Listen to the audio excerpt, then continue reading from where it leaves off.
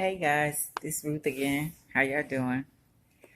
Hope y'all doing okay. Thanks for coming back to my channel. Today I want to talk about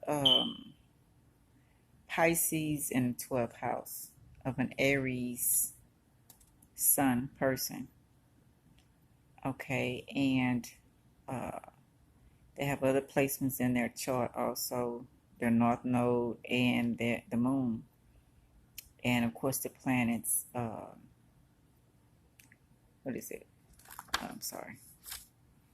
Put that down for a minute. The planet Neptune, Jupiter, and Cancer, and with the moon. Okay, so let's get started. That is the house of Pisces also. Okay, I found this on the internet on a couple of things. I'm gonna break it down.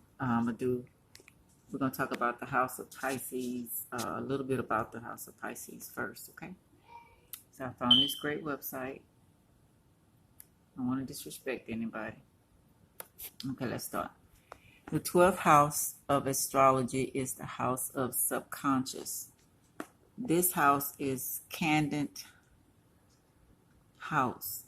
It is followed by an angular house, and the planets have the least influence in this house. This completes the astrology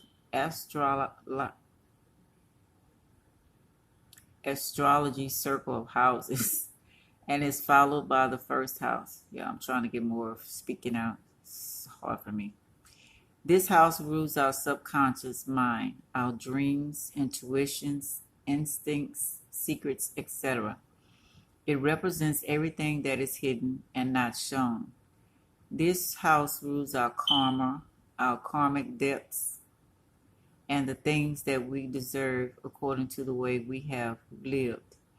It rules the ending of things, closing up of projects, old age, afterlife, etc. This house also rules confinement, things that take us away from our everyday life, like hospitals, mental institutions, and prisons. It deals with our self-undoing, the things we do to ruin ourselves. So I put what I'm mostly going on these websites is if you want to go and follow, some people might not know how to look, so I just, showing you websites I found it on and will make it easier for you. Okay, let's continue. This house tells us about the following things: our subconscious mind, the things we hide from everyone, like our secrets, dreams, instincts, etc. Our self-reckoning, reviewing everything that we have done till now. Our karma, the things we have done and the things we deserve. Our karmic punishments and rewards. Ending of things and tying up of loose ends. Our old age, death, and afterlife. Things that confine us. Hospitals, asylums, prisons, etc. Our self-undoing, the ways in which we undermine or ruin ourselves. Okay, let's go down a little farther.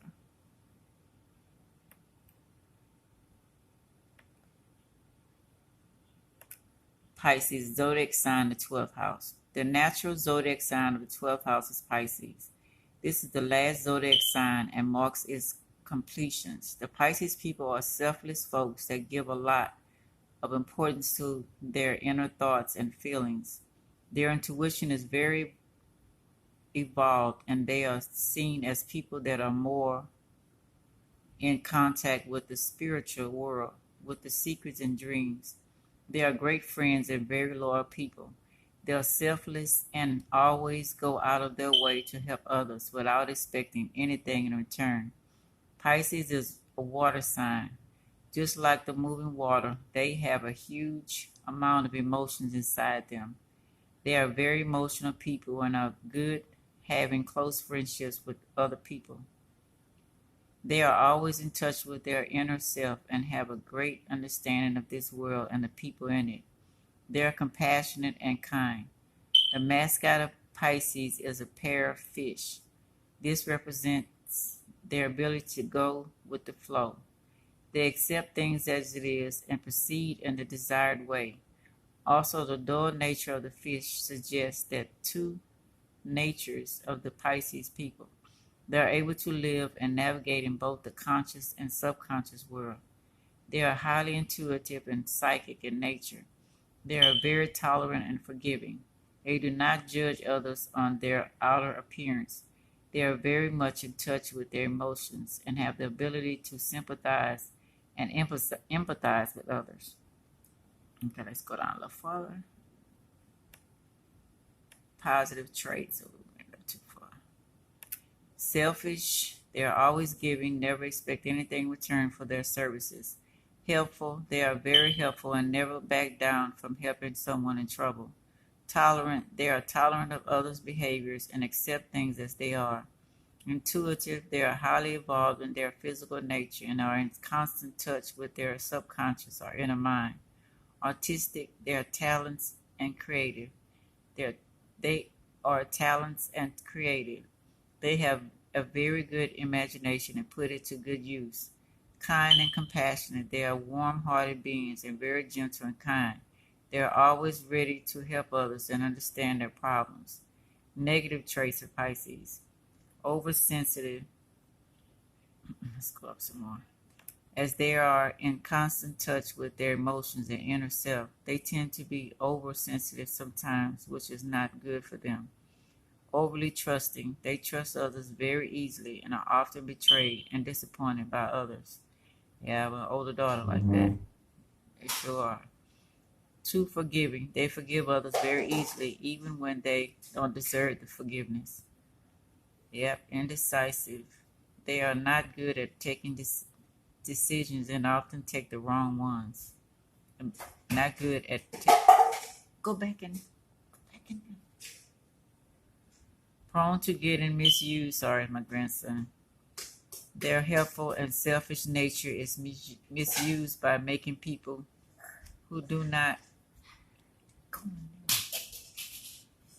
Their helpful and selfish nature is misused by many people who do not have good intentions. So true. Okay. Neptune and Jupiter, rulers of the 12th house of astrology.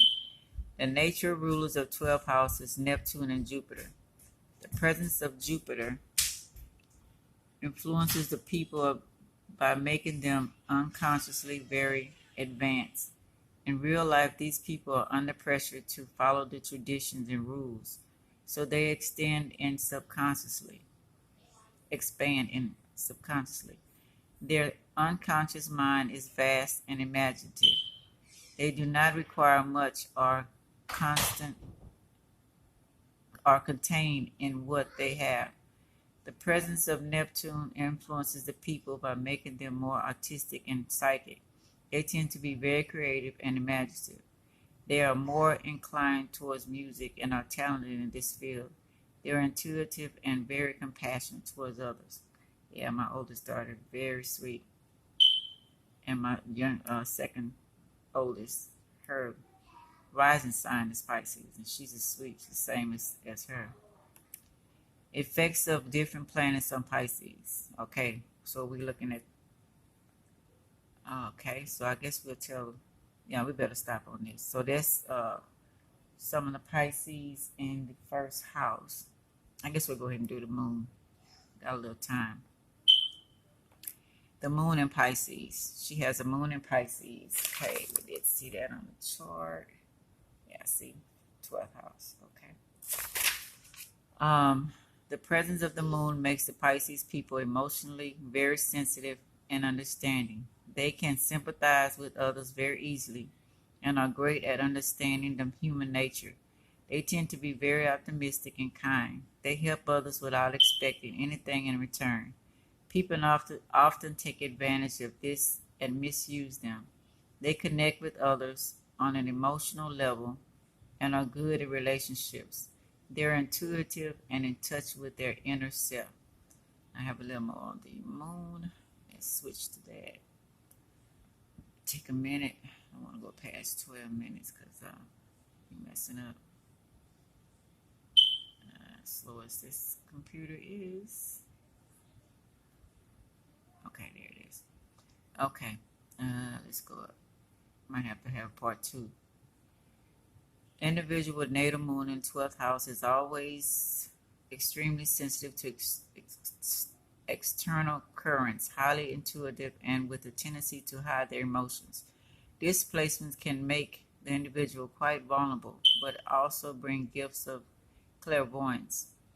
The 12th house is traditionally ruled by Pisces and Neptune, a sign and planet that are rare, passive, and feminine, deeply connected with water. The moon is strongly connected with the water triplicy as it rules Cancer and is not debilitated as it does in fiery, fierce placements. Nevertheless, as the 12th house is the Archild's heel of the natal chart, such as a placement can be quite dangerous and troublesome.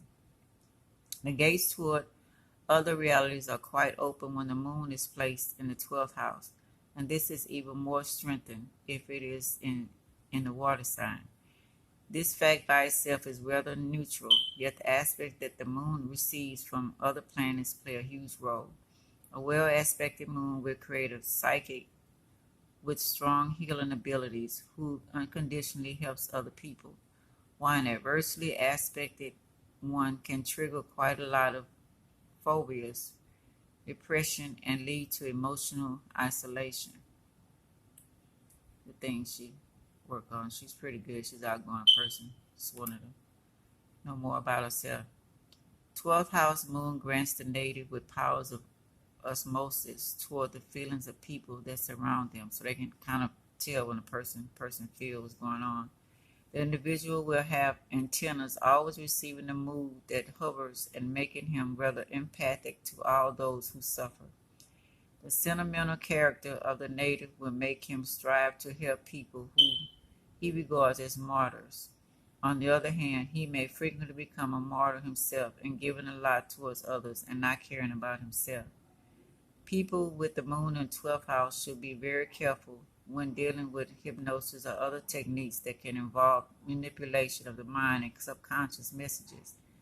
They usually are easiest subject to hypnotize and actually can even follow orders without having to fall into a trance hypnotic condition to receive them.